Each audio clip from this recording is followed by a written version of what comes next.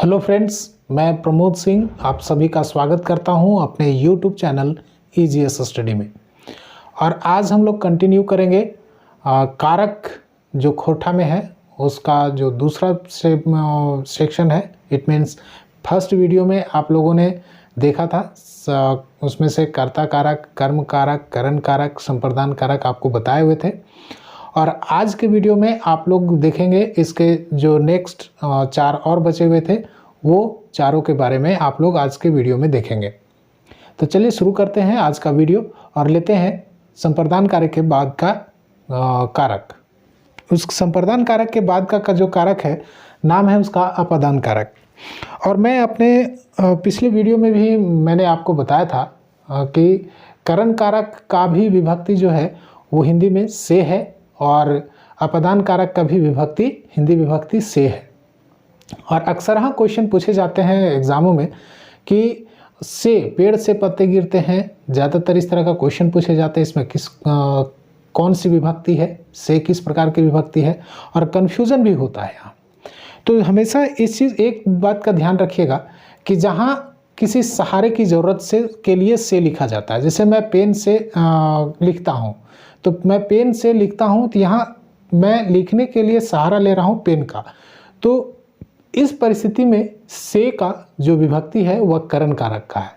लेकिन जब आप से का जो विभक्ति है वो तब प्रयोग किया जाए जब हमको किसी से तुलना करना हो या फिर किसी का अलगाव उससे पता चलता हो, यानी कि जुदाई पता चलता हो, तो उस परिस्थिति में से जो विभक्ति है वह अपादान कारक को दर्शाती है।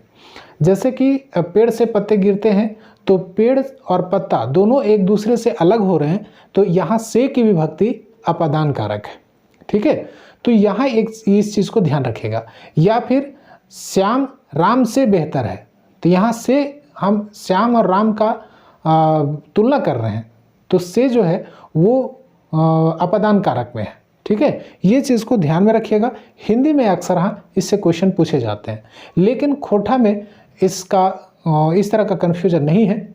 इसमें भी ध्यान रखिएगा कि खोटा में जो है वो ज़्यादातर से का ही यूज़ किया जाता है। इसके बदले में कहीं कहीं आपको खोटा में ले का यूज़ किया हुआ मिलेगा, लेकिन ज़्यादातर अभी यूज़ किया जा रहा है से का। ठीक है, तो सबसे पहले अपादान कारक की हम हिंदी विभक्ति लिखते हैं। हिंदी विभक्ति क्या होता है भाई? तो हिंदी विभक्ति होता है से। ठीक है, क्या होता है? से। अब खोटा में विभक्ति क्या होता है वो भी याद रख लीजिए, खोटा विभक्ति। ठीक है, खोटा विभक्ति क्या होता है तो हम बताएं आपको कि खोटा विभक्ति भी से होता है या फिर इसके जगह पर ले भी प्रयोग किया जाता है। अब जैसे एक उदाहरण देख ले। ठीक है, एक उदाहरण देख लेते हैं। जैसे वृक्ष से पत्ते गिरते हैं, हिंदी में ये हम सेंटेंस लिखते हैं, गिरते हैं, ये सेंटेंस हम लिखे हिंदी में। तो यहाँ से हम क्या लिख लिए कि अपादान कारक है। ठीक है, लेकिन यहाँ क्या होगा तो गाछ से पत्ते गिरो है या है। ठीक है, ये भी लिख सकते हैं या इसमें लिख सकते हैं गाछ ले पत्ते गिरो है। ठीक है, ये भी लिख सकते हैं गिरो है या गिरो है, दोनों चलेगा। तो यहाँ ध्यान रखिएगा कि से या ले दोनों जो है वो अपादान कारक को शो करेगा खोटा में। से का भी इसमें ध्यान रखिएगा। से का जो विभक्ति है खोटा में वो ज़्यादातर शहरी क्षेत्र में, जो खोटा भाषी क्षेत्र हैं उनके शहरी क्षेत्रों में ज़्यादातर प्रयोग किया जाता है। अब इसका बोलचाल में इसलिए इसका ज़्यादा यूज होता है क्योंकि शहरों में ज़्यादातर खोटा से अधिक हिंदी बोलने वाले लोग होते हैं, और इस परिस्थिति में खोटा में जो है वो हिंदी का असर देखने को मिल जाता है। हिंदी का ज़्यादा असर यहाँ प्रभावी हो जाता है खोटा में।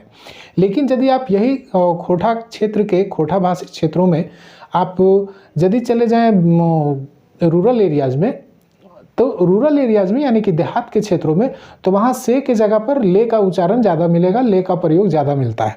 तो इस परिस्थिति में आप ध्यान रखिएगा। लेकिन यदि एग्जाम में पूछा जाए तो एग्जाम में आपको से नहीं देगा, आपको ले देगा, ठीक है। इसीलिए ले को याद रखिएगा कि खोटा में अपादान कारक की विभक्ति क्या होती है, तो ले होती है, ठीक है।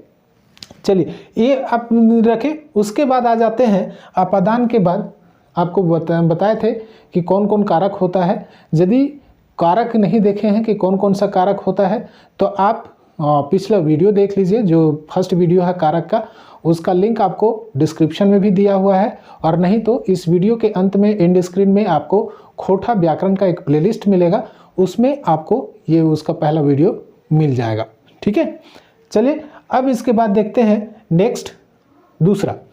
तो अगला जो कारक है वो है संबंध कारक, ठीक है। संबंध कारक, संबंध कारक।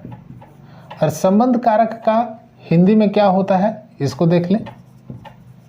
हिंदी विभक्ति क्या होता है, हिंदी विभक्ति, हिंदी विभक्ति क्या होता है, तो इसका होता है का, के, की, ठीक है।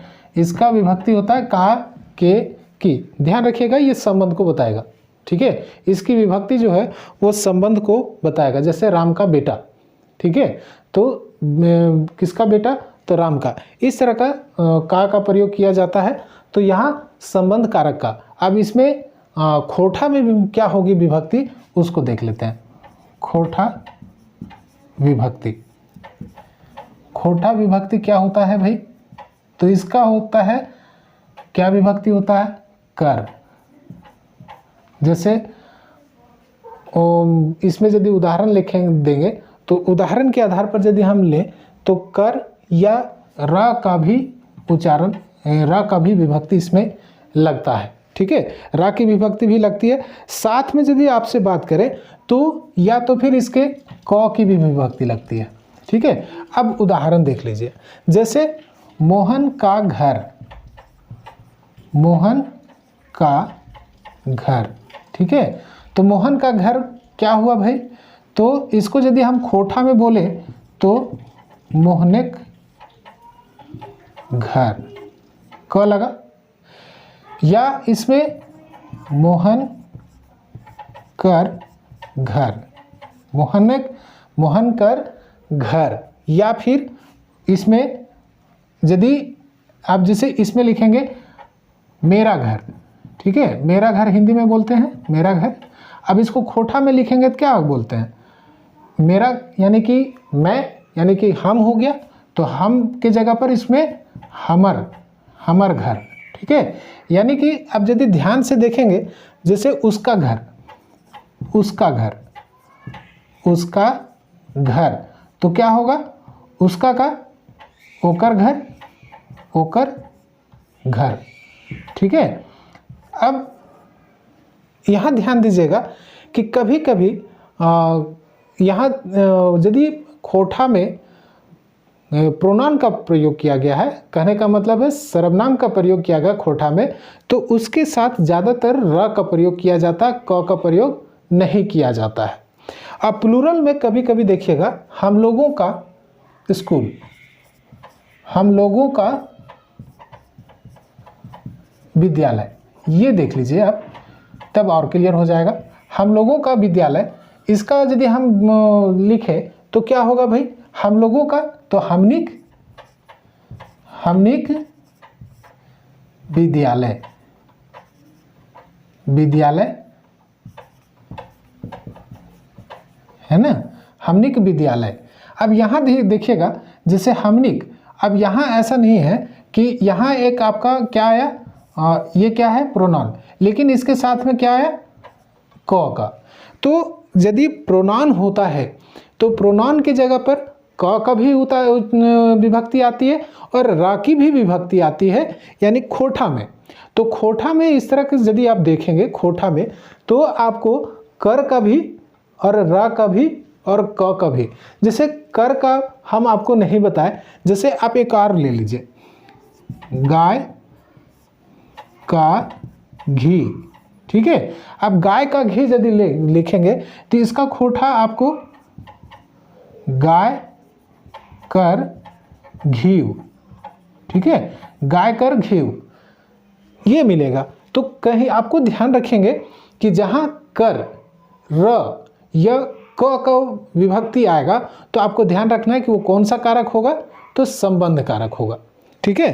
तो यहाँ आप एक बार फिर से आपको बता दें, अपादान कारक में ले की यानी से या ले की विभक्ति आती है खोठा में, जबकि यदि हम संबंध कारक में आ जाए तो संबंध कारक में हिंदी विभक्ति क्या होता है, का के की। तो खोठा में इसकी विभक्ति होती है क सिर्फ आता है, या र आएगा या कर आएगा, ठीक है।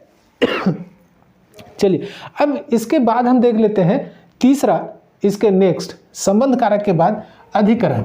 अब देखते हैं नेक्स्ट जो तीसरा है, यानी कि सातवां जो पार्ट है कारक विभक्ति का, उसमें सातवां का नाम है अधिकरण, ठीक है। अधिकरण कारक हम खोठा में लिखेंगे तो मूर्धन्य का यूज नहीं करेंगे, ठीक है। अधिकरण कारक हिंदी विभक्ति इसकी क्या होती है भाई, तो हिंदी विभक्ति आपको पता होगा, हिंदी विभक्ति क्या होता है इसका, तो में या पर, में या पर, ठीक है। हिंदी विभक्ति इसका में या पर होता है। खोठा में विभक्ति इसकी जो होती है वो जरा कन्फ्यूजन आपको पैदा करेगा, ठीक है। कन्फ्यूजन क्यों करेगा ये आपको समझना है कि कैसे करेगा। इसमें करण कारक के जैसा हम यहाँ लिख दे रहे हैं, करण कारक के जैसा, करण कारक के समान, करण कारक के समान अनुस्वार, अनुस्वार या आय या वाय विभक्ति रहता है, ठीक है। अब इसको ध्यान रखिएगा। अब आपको मतलब है कि खोठा में एक विशेषता है कारक की, कि खोठा में अधिकरण कारक का जो विभक्ति है और करण कारक की जो विभक्ति है वो लगभग एक जैसा देखने को मिलता है, एक जैसा देखने को मिलता है। जैसे इसका उदाहरण में यदि हम देखें तो उदाहरण में आप ले लें,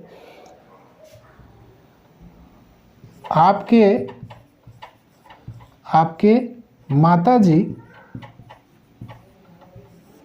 घर पर हैं, ये हम लिखें, आपके माताजी घर पर हैं, तो यहाँ पर क्या हुआ, कौन विभक्ति हुआ, अधिकरण, ठीक है। अब इसके लिए हम क्या यूज करते हैं वो देखिए, तोहर माय, तोहर माय घरे हथु, घरे हथु, ठीक है। अब यहां देखिए आपके माताजी घर पर हैं, तो घर का घर होना चाहिए, लेकिन घर के जगह पर एक आद, यहां देखिएगा अनुस्वार यहां ऐड कर दीजिए ए, अनुस्वार ए के रूप में। घरे हथु तो घरे, घरे तोहर माय घरे हथु, ऐसे घरे हथु यानी कि एक और अनुस्वार के साथ आएगा, ठीक है। ध्यान रखिएगा इस तरह के सेंटेंस में। तो आपको पकड़ना कैसे है कि सर यदि खोठा में इस तरह का सेंटेंस आ जाएगा तो हम कैसे जानेंगे कि यहाँ पर जो खोठा की अधिकरण विभक्ति लगी हुई है ये कैसे जानेंगे। तो जब आप उसको पढ़ेंगे, जैसे हम इसको पढ़ते हैं कि तोहर माय घरे हथु, या तोहर माय घरे हथु, माय के जगह पर ऐसे भी लिख सकते हैं माय को, माय घरे हथु, तो घरे हथु एक माने आप मीनिंग निकालिएगा तो तोहर माय घर पर हथु या घर में हथु, ये से इस तरह का। तो हम जैसे लिखें बाहर में बैठल हथु, बैठल हथु। अब यदि इसका निकालें हम बाहर में बैठल हथु, तो बाहर में हम जैसे इसको क्या किए कि आधा खोठा और आधा हिंदी कर दिए। अब यदि खोठा में इसको क्या लिखेंगे, बाहरे बैठल हथु, बैठल में तो आयकार का यूज होता ही नहीं है, बैठल हथु, ठीक है। बाहरे बैठल हथु या बैसल हथु, बैसल बोलते हैं, बैसल बोलते हैं खोठा में, तो बाहरे बैसल हथु, ठीक है।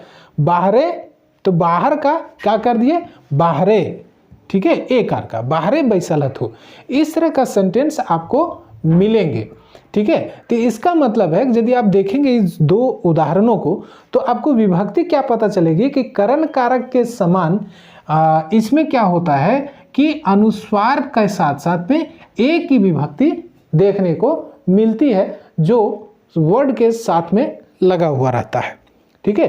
अब आते हैं इसके बाद नेक्स्ट, जिसका नाम है और नेक्स्ट और लास्ट जो है वो है आपका संबोधन, ठीक है। तो संबोधन कुछ नहीं है इसमें, जैसे आप हिंदी में भी पढ़ते हैं कि हिंदी में संबोधन क्या होता है, संबोधन का जो विभक्ति होता है वो क्या होता है, संबोधन की विभक्ति होती है क्या, तो हे, संबोधन हिंदी का बता रहे हैं, हिंदी विभक्ति क्या होती है भाई, हिंदी विभक्ति होती है हे, अरे, ऐसे होता है ना।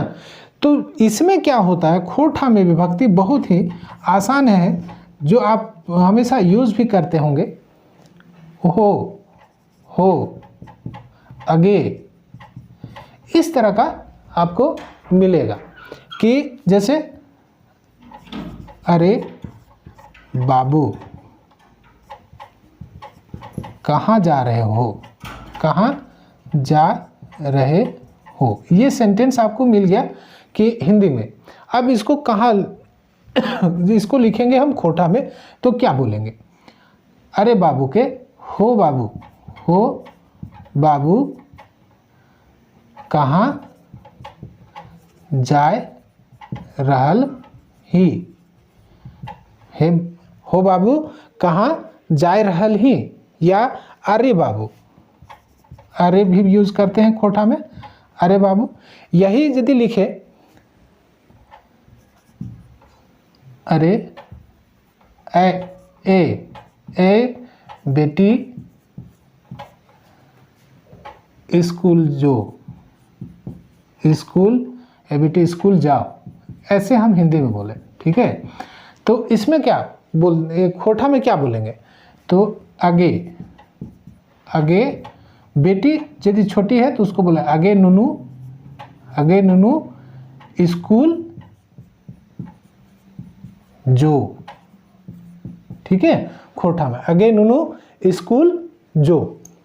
अब यहां देखिएगा इस तरह का सेंटेंस में आगे या और हो इस तरह का आपको विभक्ति मिलेगी, तो इसको आसानी से पहचाना जा सकता है। ऐसा नहीं है कि इसको पहचानने में आपको दिक्कत होगी, दिक्कत इसके पहले में होगी, तो आप ध्यान में रखेंगे तो ये आसान हो जाएगा। अब ये आज का लास्ट टॉपिक था जिसके बारे में आपको हम क्लियर कर दिए। अब है कि यदि आपको इसमें कुछ परेशानी आती है तो आप एक बार रिवाइंड करके पूरा वीडियो को देख लें, साथ साथ में इसका पहला वीडियो देख लें, तो आपको पूर्णतः कंप्लीट हो जाएगा, कहीं आपको परेशानी नहीं आएगी। परेशानी तब आएगी जब आप खोठा भाषी क्षेत्र के नहीं हैं या खोठा नहीं बोलते हैं। और यदि आपको इस तरह का परेशानी, यदि आप खोठा नहीं बोलते हैं और तब अब इसको पढ़ रहे हैं और उस समय आपको प्रॉब्लम आता है, तो एक काम करें, खोठा का कोई बुक जिसमें कहानी खोठा में लिखी गई है तो उस किताब का एक कहानी आप पढ़िए, ठीक है। एक भी कहानी यदि आप पढ़ते हैं तो उस कहानी में आपको इस तरह के सेंटेंसेस मिल जाएंगे, तो आपको समझ में धीरे धीरे आ जाएगा कि खोठा में कारक की विभक्ति किस तरह से प्रयोग की जाती है। जो खोठा भाषी क्षेत्र के हैं उनके लिए तो आसान है, एक बार वीडियो देखेंगे पूर्णतः उनको समझ में आ जाएगी। अब नेक्स्ट इसके बाद हम चलेंगे खोठा के, जो कि कारक खत्म हो गया, तो कारक के बाद एक और टॉपिक है क्रिया विशेषण, उसके बारे में हम लोग डिस्कस कर लेंगे। उसके बाद हम लोग चलेंगे काल के बारे में, टेंस के बारे में। आप हमारे साथ बने रहें और हमारे चैनल पर आप रेगुलर विजिट करते रहें, आपको नए नए चीज़ जो टॉपिक्स में शामिल हैं। अब ये भी पता होगा कि खोठा जो जेएसएससी सीजीएल में है उसमें भी खोठा व्याकरण चालू किया जा रहा है, उसमें भी कंटिन्यू किया जा रहा है, उसका सिलेबस में ऐड किया जा रहा है। तो खोठा जेएसएससी सीजीएल में भी जो व्याकरण है उसके लिए भी हमारा ये वीडियो जो व्याकरण का है वो व्याकरण काफ़ी लाभकारी सिद्ध होगा, आप उसके लिए भी इसको देख सकते हैं। मिलते हैं अगले वीडियो में, आप सभी का धन्यवाद। Thank you for watching.